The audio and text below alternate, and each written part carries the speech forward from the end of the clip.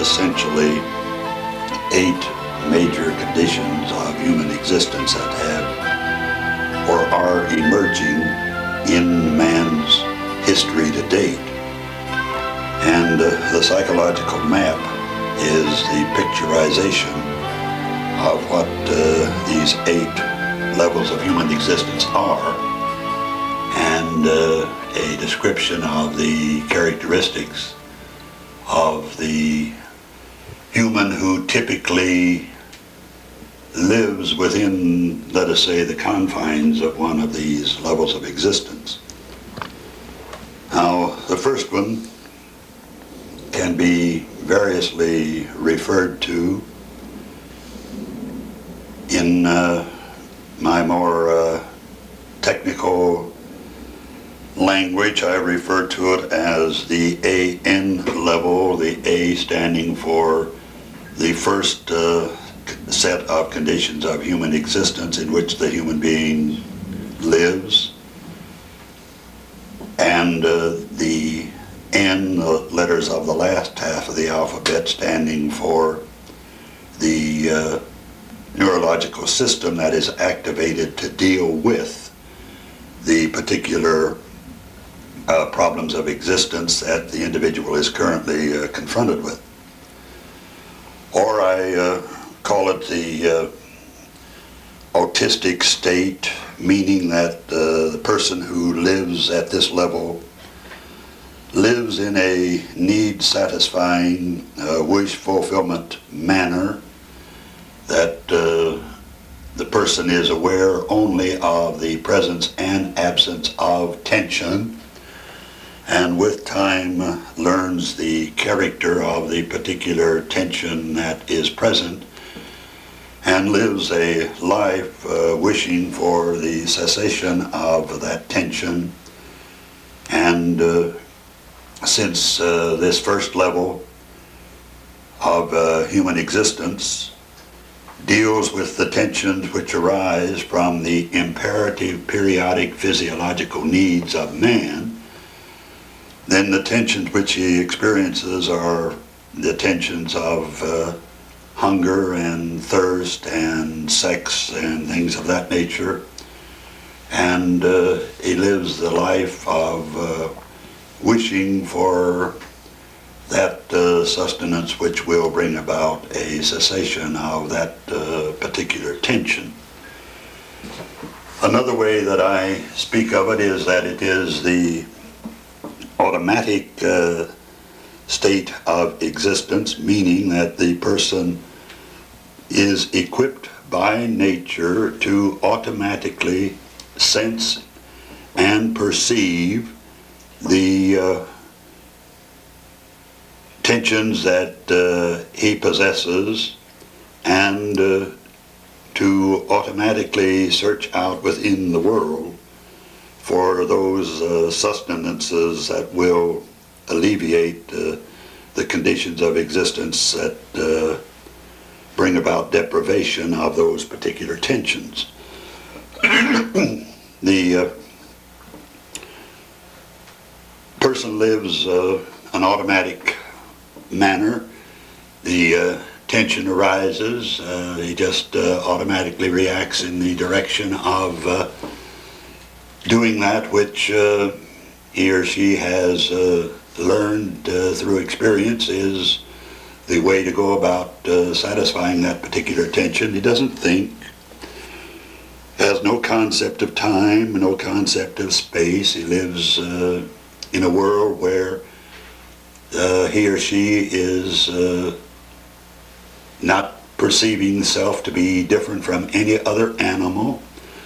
Sometimes I've called it the animalistic existence, sometimes the reactive existence, where the individual just reacts to these tensions in the manner that will automatically take care of satisfying the particular need that has arisen out of the, well, I have to use a German term, Unlage of the individual in this particular moment that he or she is living.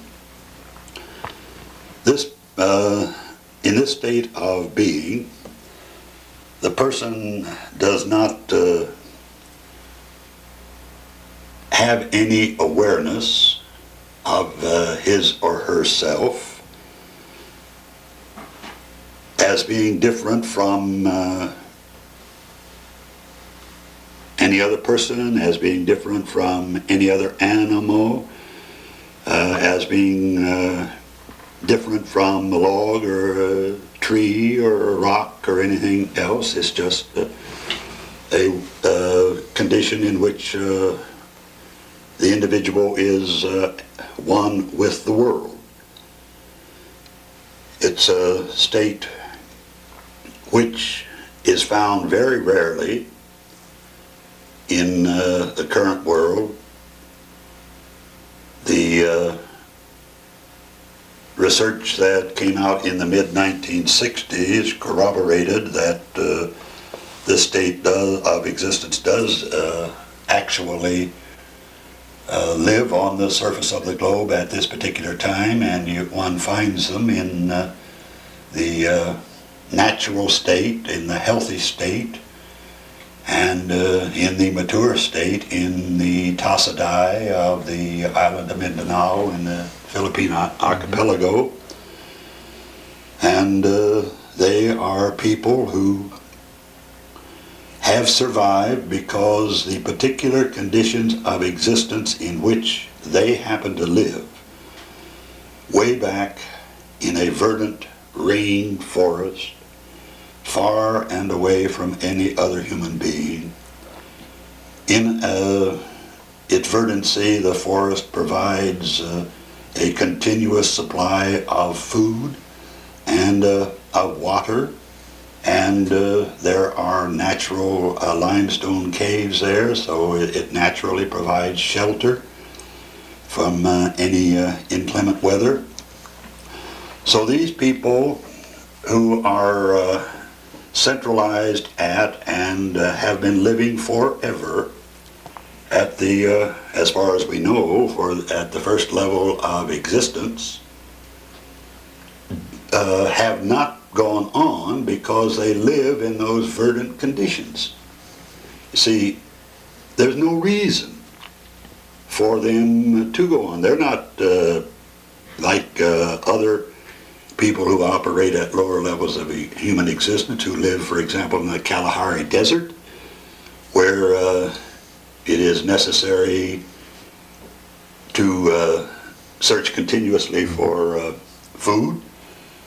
So people like those who live on the Kalahari Desert have to find a more adequate way of existence than those who are like the Tasadai.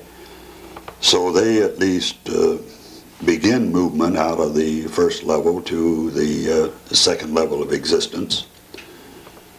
But these are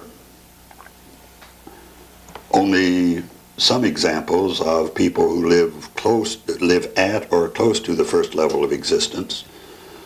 Others who live at the first level of existence are ones who once operated at a considerably higher level, but have had their conditions of existence worsened, and thus have deactivated the higher level systems and turned on again in full force the lower level systems. An example of this would be the Ik, an African tribe that was forced out of its natural habitat onto a mountainous country that was insufficient to provide sustenance to meet the periodic physiological needs that motivate these people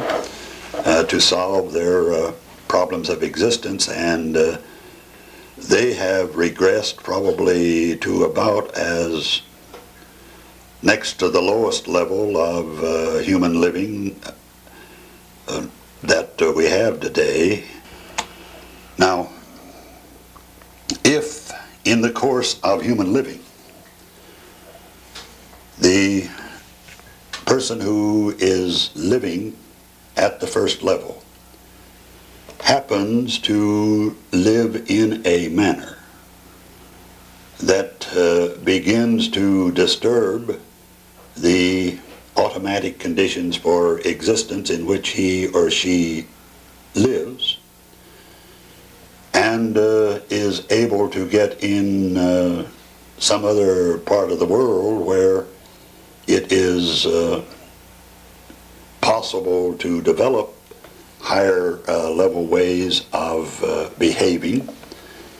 Then the person, by the very act of living successfully the first level way, then by creating these new problems of existence by the first level living, is to stay alive as a human being, there must be activated the second level system, and so you have the second milestone on the map of human existence, the movement of the individual to the second level.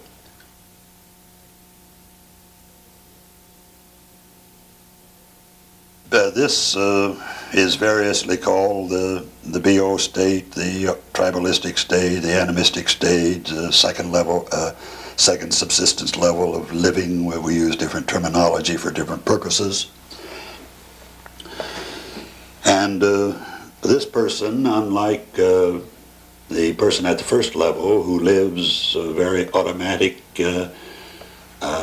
form of existence and who has a very limited inner life, has a very full inner life, one which is full of indwelling spirits. It doesn't see self as one with all other human beings.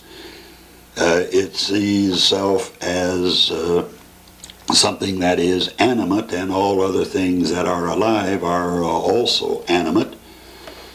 So the tree is alive, and the tree has a spirit, and the panther has a spirit, and all the other animals have a spirit, and this is something that is quite different in this level of human existence.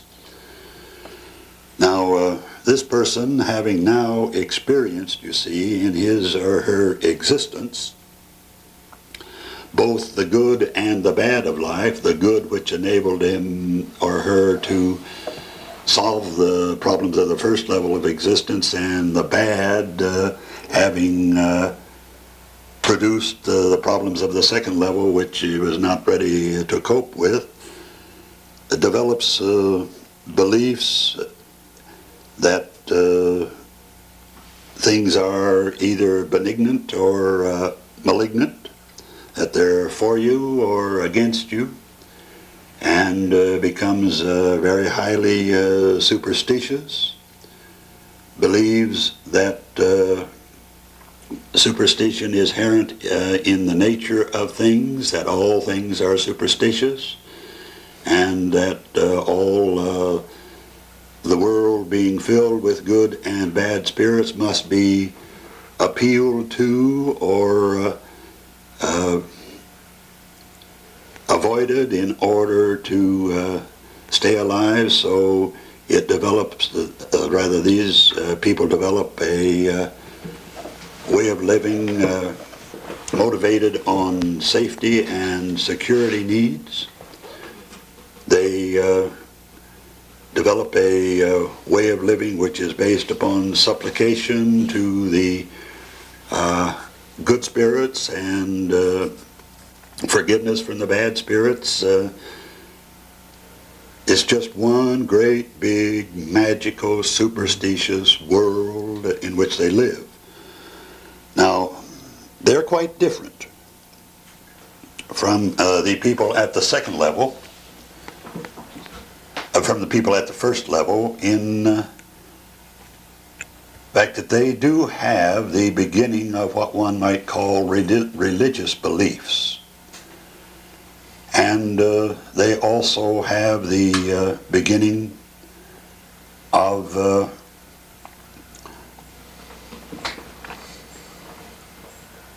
very ritualistic ways of life. You see the people at the first level where they get hungry, they just wander out and eat and they drink, and they never have to have any set ways of doing it, because you can walk out on this bush over here and eat, and go down to this stream here and drink, and crawl into that cave over there, so you don't have to have any set ways of life. But these people at the second level have experienced loss and deprivation, and they know that if they are to stay alive, to stay safe, and to stay secure, they've got to have some way of doing this. So they develop these ritualistic ways full of totems and taboos and whatnot, which is their way of assuring themselves that they're going to continue to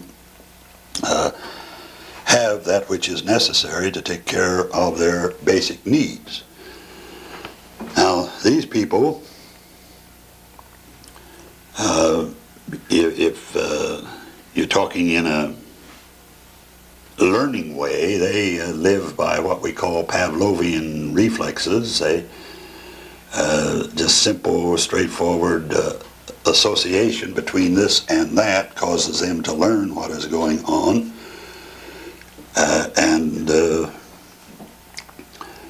So their learning takes place without knowledge in themselves, without awareness, and so they believe that whatever they experience is it, and that is all there is to it. It's nothing is learned by thought or logic or anything of that nature. Now, again, if the person in this world lives the tribalistic way and is successful in this way of living, as have been so many people in Africa, even up to recent times, before the white man went in there and started really disturbing things, they just go on living that way, and many people on the surface of the globe today, in the Amazon, in Luzon, the Philippines and the like, they go on living this way today because they don't have to live any other way to stay alive. Even find some in this country. Oh yeah, you find some in this country. I found them in the tobacco hills of Virginia, in the coal mine country of West Virginia, in the Arkansas hills and back in there. I found them in Indian tribes in America and Canada and the like there, around in those various places. But again, living the tribalistic way, where you are hemmed in by totems and taboos, which, for example, say that even if you're starving to death, you dare not eat this or you dare not drink that, because if you do, you're going to die, get themselves into very serious difficulty, and create this third set of problems for a human being in his existence.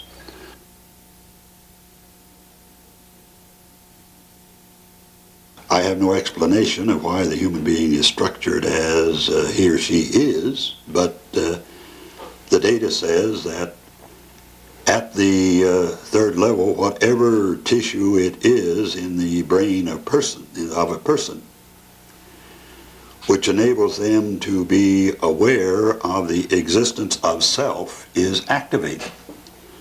So at the third level, the individual has developing in his or herself his first real comprehension of the fact that he or she lives as a person, that I am a self, I am something that is separate and distinct from the other things that there are in this old world of ours. So this person, having just developed this, just developing this full awareness of his existence, develops a new way of life, which we call the egocentric way of living, which is centered upon the power of self. The power of self to do this, to do that. It's the person who believes that being different from other animals, from inanimate things, that there's something very special about the self, and so the person develops this very egoistic way of believing, and values anything that contributes to the self, and disparages anything that doesn't contribute to the self. So if you look at the person at the third level in terms of his or her typical behavior, the person behaves in a manner to ensure that the self is not going to be controlled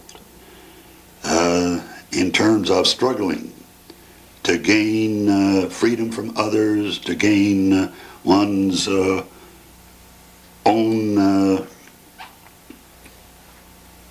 power, one's own satisfaction, and snares, entraps, outwits, lives by outwitting others, by avoiding being caught at the time that he or she is very openly taking advantage of others, behaves in terms of stubborn resistiveness to the idea of anything stronger than me or anything better than I am. Really, when you look at it, not terribly pleasant human being, but a very necessary stage of survival. If you are aware that you live, and if you believe in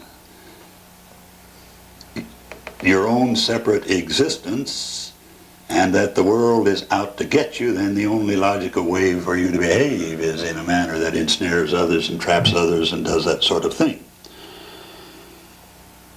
Now, probably one of the most interesting aspects of the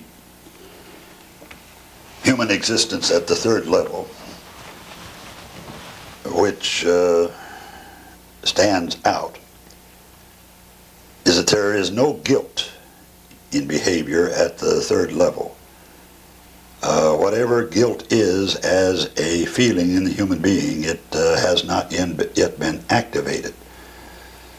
So the human being at the third level can do anything, no matter what it is, no matter how horrendous, how ornery, how onerous, and still feel that he is doing right.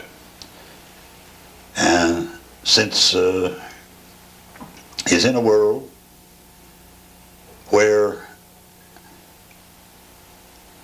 he operates by what we call the intentional learning system, that is, the system which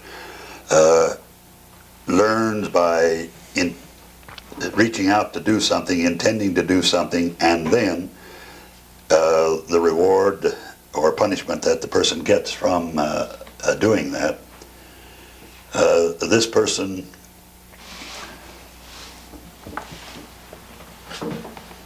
soon gets the idea that some people in the world have it, that is, that what they intend to do turns out successfully, and other people don't have it. So on a societal level, they order the world into might is right, into those who have and those who don't, the haves and the have-nots, and think that is perfectly right and perfectly just, because the gods must have smiled on the person that did whatever he did that turned out successfully, and must have displeasure with the person whose actions did not turn out successfully. They're very necessary people. They are the ones who, because of their awareness of themselves, will do anything that is necessary to alter the world or other people in order to try to stay alive. So in terms of progress, they're very important to building the ancient aqueducts, to building the ancient roads that enabled them to travel and things of that nature. Now, this is the first of the truly expressive systems that I talked about earlier that we have in the human being. And as you notice, it's very different from that sacrificial type second system that we talked about. But the interesting thing is that when the person lives successfully this way, and in living successfully begins to create problems for himself, namely, in living successfully, the person begins to get other people angry at him for his entrapment, for his using the others to gain one's own satisfaction, for his ensnaring, entrapping others. Then this person has created a new problem for himself or herself. And if he or she is going to stay alive,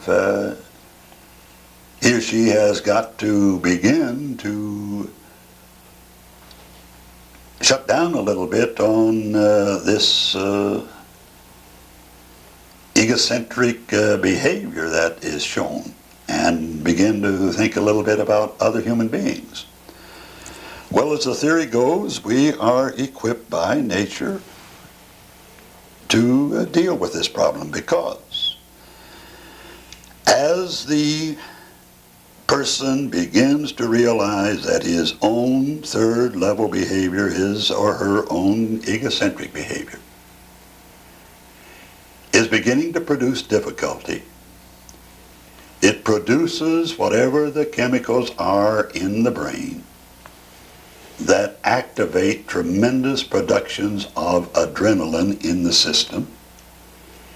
And when this tremendous production of adrenaline is produced in the system, it activates the tissue in the brain that is able to experience guilt. And so the person begins to feel guilty about his or her ensnaring, entrapping, egocentric behavior, and begins to say, so to speak, well, I better sacrifice a little bit of myself to others if I'm going to get along in this world. And out of this mix develops the fourth level of human existence.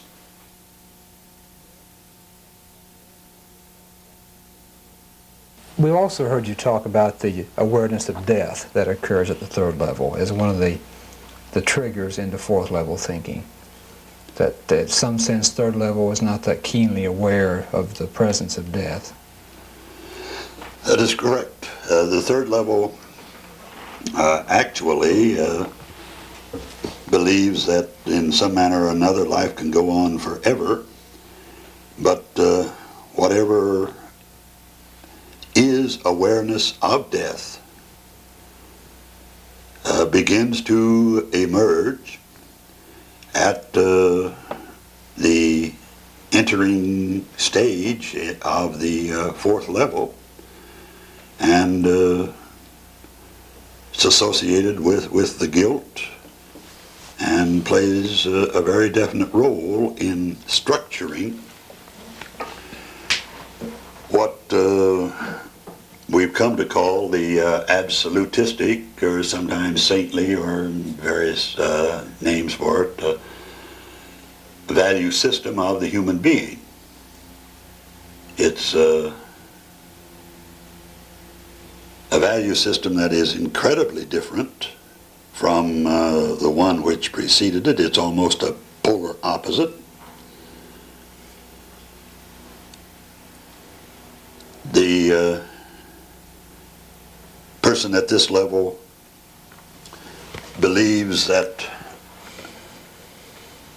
the prime value is obeisance instead of expressivism. What one must do is obey, and what one must obey is the powers that know what it is all about, the power that knows what it's all about. This system appeared probably in its earliest form in 5,000 years ago. Not only did the people begin to believe that in order for existence to continue, there must be control of one's impulse life, there also developed the belief that this control must be absolute, that they must learn the rules for the control of the impulse life of the individual. And this seems to have given birth to the great formal monotheistic religions of the day, because in all of the formal monotheistic religions, in some of the much more rigid political systems, there is this very strong belief, very strong prime value of obeisance to authority. And this really is very new in human existence. You see, we just didn't believe until about 5,000 years ago that there was one power, be it the state or be it the individual or be it what it may, the king, the god, or what, that a person had to bow down to and behave in conjunction with. But it's a very strong system, believes that there is one right way and only one right way to behave. Now, this is at one and the same time one of the strengths and one of the great weaknesses of the fourth level, the DQ level, the absolutistic way of living. If you believe there is only one right way, and if those beliefs of the one right way happen to have developed in different parts of the world and have different details in them, then there are going to be clashes that develop in these one right way. And so this is at one and the same time the most peaceful and the most warlike of all of the systems that we have. If you agree with it and bow down to the higher power that defines what behavior is right and what is wrong within the system, things are just fine. If you vary, then you have a very, very difficult time with the fight that ensues. But it's at the same time why it is that Orthodox communism has the problems that it has. Whose communistic way is the right communistic way? Was it Lenin's, or is it Stalin's, or whose communistic way is the right way? Was it Mao's? They all believed in absolutism, but it was absolutism that was different. These people at the fourth level live by the principle, sacrifice now in order to get later. This was in fact the theme that I found in all of the conceptions of mature personality that were expressed by what ultimately became this category of human behavior, where the third level had a theme: express self, to hell with others. You know, it doesn't matter what you do, just go ahead and express yourself and be damn sure you do it. So this or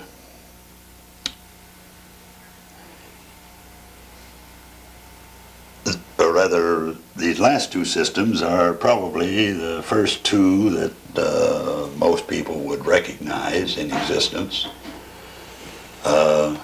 They would recognize the egocentric level in existence in criminal populations, in robber barons and people of that sort. And they would recognize the absolutistic level in people all around them who are very genuinely highly ideological people, highly religious people.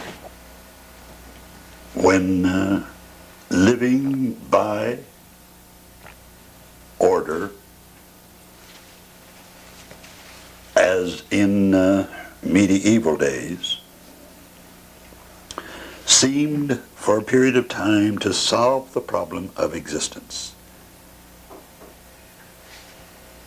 Then the plagues came in and upset the living of people, regardless of whether they lived by the laws or not. The people were faced with this kind of discrepancy that caused them to have to begin to think in another way. And so in order to deal with the fact that they had to explain why, if you live the way my God, my Lord, my power, my communist leader said, things still didn't go well. They had to activate a higher level of thinking, and the fifth level came to be. Yeah. That resulted in eventually in the Industrial Revolution. That was one of the tributaries that led into it. Yeah, in my way of thinking, the Industrial Revolution was a result of the failure of the more medieval forms of life to solve the problems of existence than it was anything else. And when that occurred, then the human had to develop a different way of thinking. You see, if you don't believe that the power that be, knows everything, knows all the rules as to how to live, then you have to begin to think that maybe you know some too, or at least somebody else knows something about how to live. So they started to switch. People who made this move started to switch from the absolutistic way of thinking to what we call the multiplistic.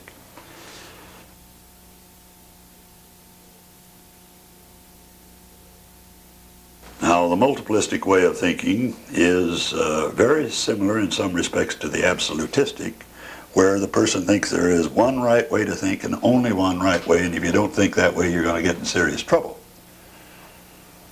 Whereas the multiplistic thinker thinks there are many different ways that you can think about something, but there's only one good way. Just one good way that you should think about things. And this business of allowing for many ways to think about something allowed for people to experiment in different ways with the world. The experimental system developed, and so one of the experimental things that they did was all that led to the Industrial Revolution. And very tremendous change in human thinking took place at this particular time in existence. The emergence of science, in a sense. Yeah, science was part and parcel of multiplistic thinking.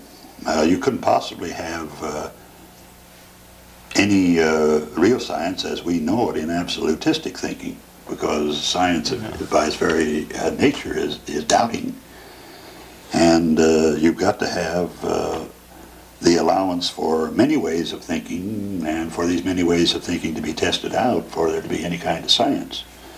And this is what came with the emergence of the fifth level of human existence. Where do you find this fifth level mindset in our own population now? What kinds of people doing what kinds of things? Is it the most pronounced? Well, it's most pronounced in the entrepreneurial thinker, in he who thinks that he can come up with some new way of thinking, a new way of conducting business, new way of doing anything.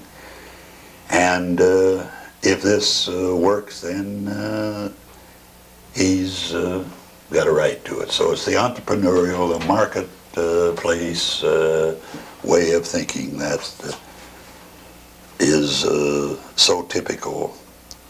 It's the physician who is more a businessman than a physician.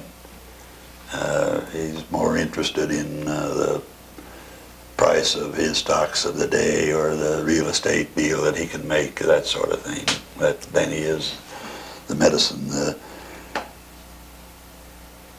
Like System 3, it's also expressive, but it's different from System 3 thinking. Yes, it's very different. In System 3 thinking, it's the power of self. And here it is the power of ideas, the power of ways and means of changing things, not raw power that is important in this. It's very definitely an expressive system. The theme that I found in the conceptions of mature personality was express self, but not, but calculatedly, carefully. Don't express yourself in such a manner that you're going to get into trouble, or what is essentially caveat emptor. That is, let the buyer beware. As long push it just as far as you can push it, so long as you don't get in trouble with it. Well, that's the way you find these people. So you find them in the little less than ethical entrepreneurs. They're the ones that epitomize this way of thinking. Push it just as far as you can, and if the other guy gets hurt, well, just hope that you haven't hurt him so much that he's going to raise hell about it and get back at you. That's the way of thinking. You have to look at the fifth level and keep in mind that it opens its way of thinking opens the individual up for becoming what one would call quite highly successful in this world. It opens the person up for changing the world and making it a better world and conquering the problems of disease and poverty, or appearing to move in the direction of conquering them. So it solves the problems of existence that are the fifth level problems, what I call the E problems of existence, the problems of getting the knowledge that is necessary to live not by the way that God says, not by the way that nature ordains or anything of that sort, but by the way that knowledge and information says that the individual should live. So, with this accumulation of knowledge and information, they improve tremendously the state of human existence. But then the cyclic aspect of this theory comes back in again. Remember, back in the third level, as the individual expressed himself, he got into trouble with other human beings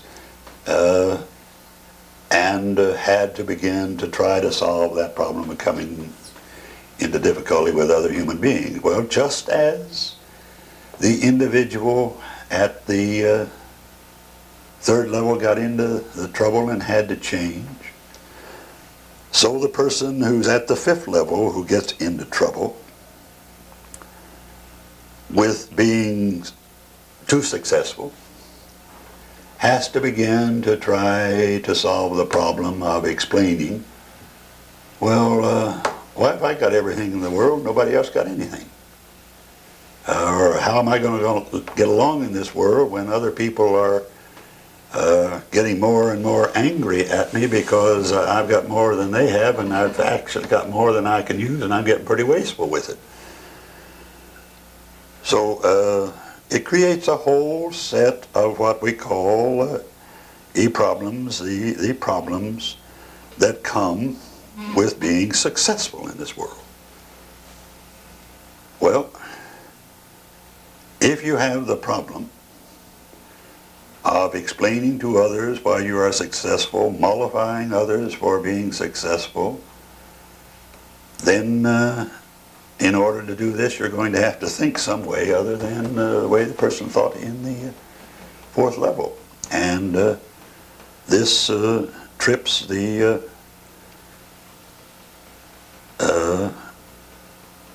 sixth level system, and the person begins to stop in thinking in terms of his own material success to thinking in terms of others again. It's a swing back to sacrificing some of self in order to take care of others.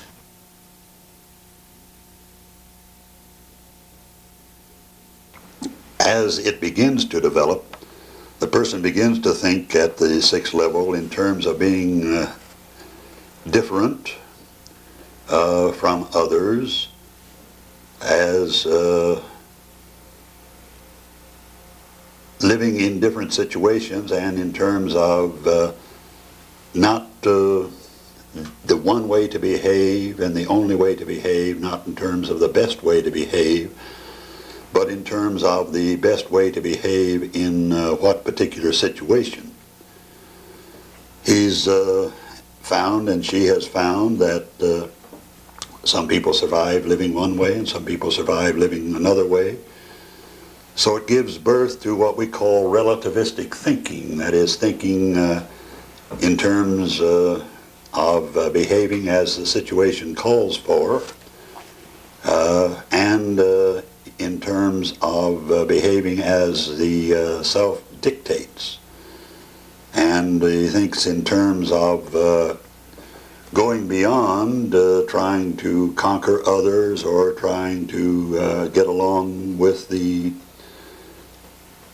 unassailable laws of the universe, or in terms of changing the world to suit the self, to in terms of trying to live in a way that many ways of thinking can live together at one and the same time.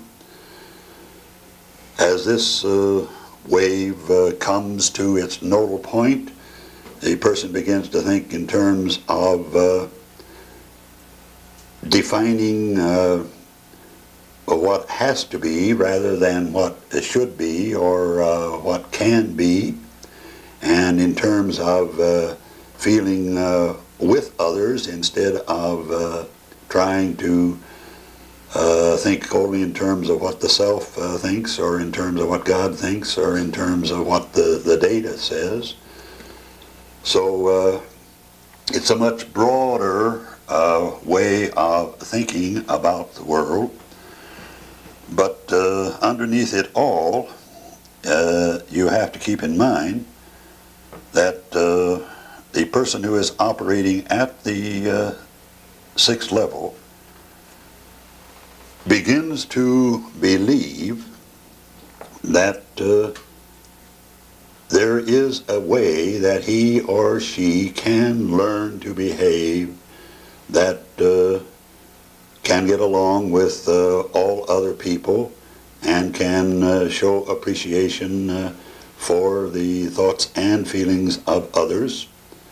So it's a very warm system, but the person gets so tied up in this business of attempting to express self, or attempting to let others express self, because he or she doesn't have to worry about trying to stay alive, or trying to overcome the storm, or things of that sort, that he sort of loses sight of the fact that you got to do something to stay alive around here. And as he switches over to this subjectivistic kind of thinking, this intuitive kind of thinking, he sort of gets away from the task of doing something about the very problems with which he or she is faced. And as he or she tries to let everyone have his or her way, he loses sight of the fact that you just can't do that. That's something in this world that is just against the quote laws of nature that will get you into trouble if you're not careful. And so the sixth level thinking that came in about 1900 should, if there's anything to this theory at all, be around for the shortest period of time of any of the ways of thinking that we have had. Because all of the problems that were created by the overextension of the attack upon nature and nature's laws of the fifth level are accumulating while the person lives the sixth level way. And as this person lives the sixth level way, the world just gets in worse and worse trouble. And then as we keep in mind that this person is a much broader individual, much more perceptive of what is going on, he or she begins to perceive that all of the ways of living that people have lived by in this world have in fact created more problems for them than they have solved. Up to this period of time, the person was living in a world of abundancy. There were all kinds of raw materials, all kinds of space out there to conquer and to move into, and now then the raw materials are disappearing, and the space is going away, and the overpopulation that comes from the expansiveness of the people of the fifth level has come into being, and suddenly the person operating at the sixth level begins to realize that everything that human beings have ever believed in is by and large wrong. That it has really led more to trouble than to good. And then the sixth level begins to disappear. The cyclic aspect of human behavior is not just in the systems cycling as you go from the sacrifice self to the express self to the sacrifice self and so on. But there's a cyclic aspect of existence in the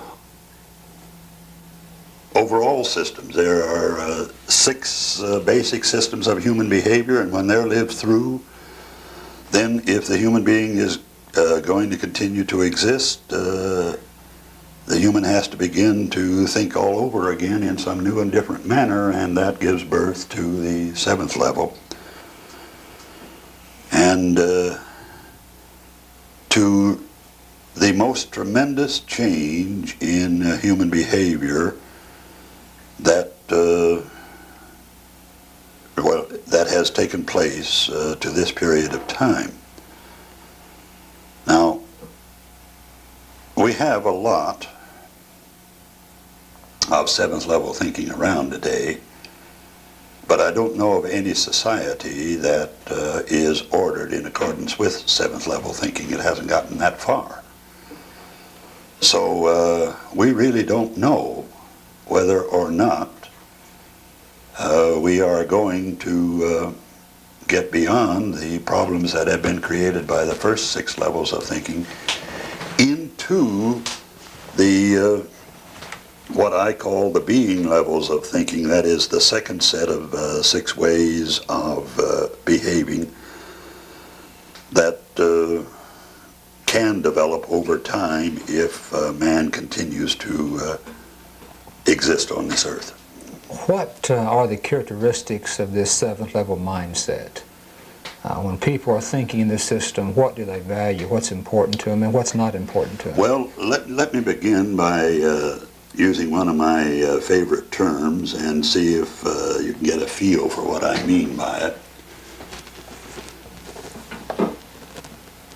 It'll sound like gobbledygook or something of that nature, but the characteristics of it are that the person thinks in an almost incredibly different manner than any other human being has thought on this earth.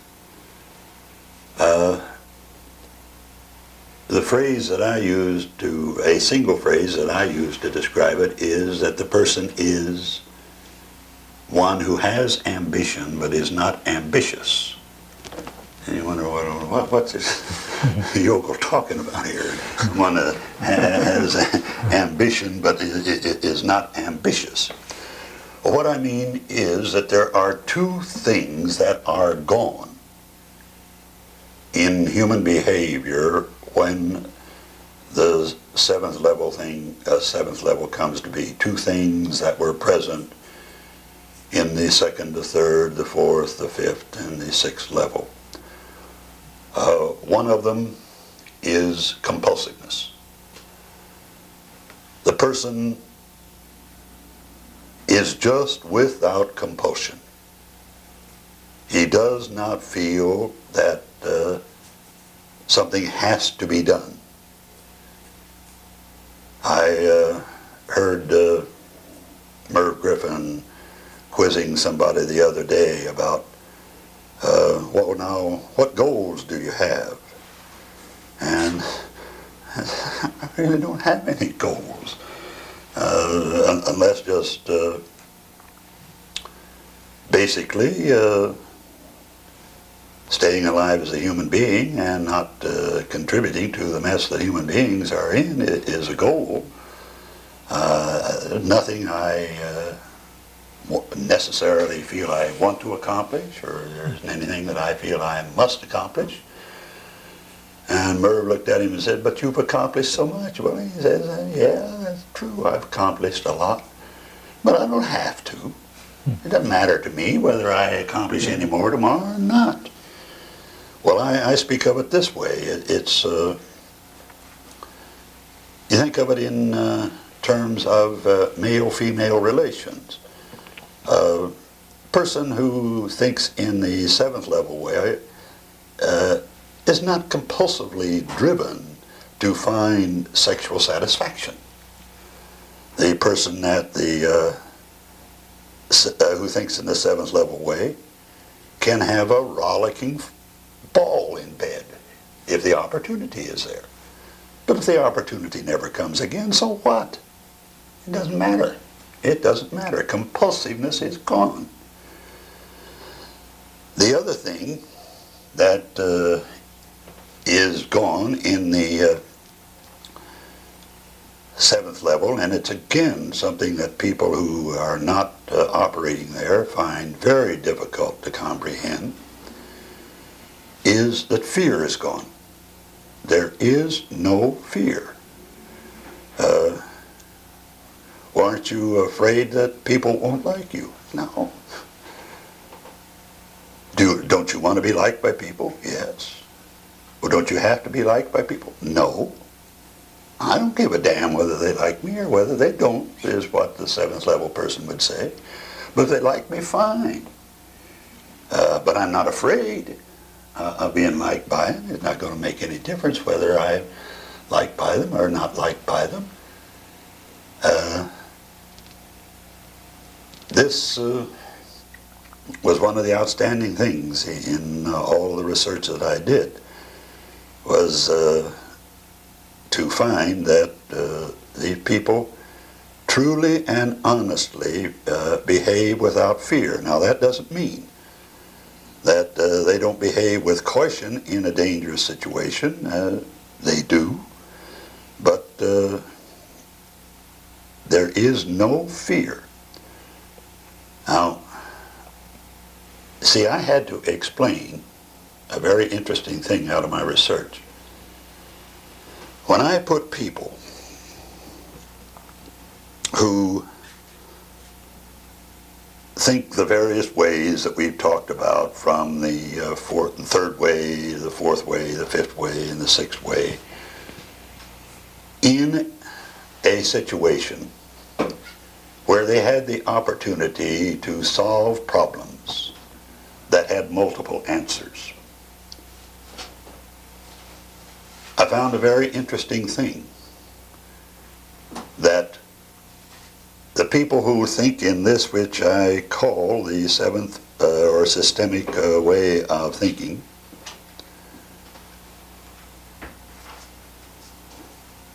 worked on these problems, they found more solutions to the problems than all the other systems put together. They found more solutions than the 3rd plus the 4th plus the 5th plus the 6th. So I had to explain, why did these people appear to be, in one sense of the word, so much more intelligent than other human beings, when, as I said earlier, if you get above the 2nd level of human existence, you can find no mean differences in the intelligence of people. Well, what makes it possible for them to operate so much more effectively? How can they be so much more successful? Not only in terms of the quantity of solutions that they found, but when I studied the quality of the solutions that they found to the problems, they were far and away superior to the solutions of problems that were found by other people. Well, the more and more I looked at it, what I saw was that people were not afraid. They found more solutions because they weren't afraid to try more solutions. They weren't stopped by, well, you shouldn't, or that's not the right way to think, or you'll get in trouble if you think that way. And they found better solutions because apparently there was more brain power brought to bear upon their thinking, brought to bear in their thinking than you had in others.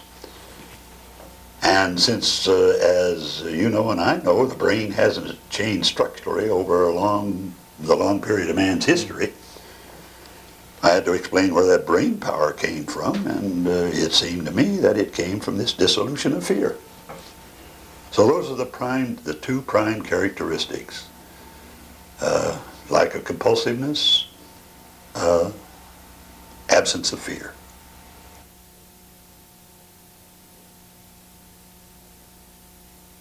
The 8th level is something that I don't know too much about. In the latter part of my studies, I had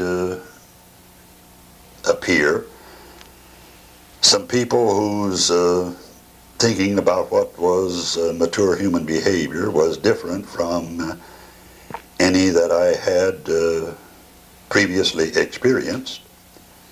And as I looked into it, it was apparent that these few individuals, I've had only 6 of them so far, who have, that is 6 of them in my data, who have thought in this different manner. And they just don't see the world in any of the other 7 ways. They're beginning to think in a way that intuition, subjectivism plays a great deal more in their behavior than in any of the other systems. They're most like the tribalistic, the second level people. In fact, they think in many respects in a higher order, magical, superstitious way about the world of which they are a part.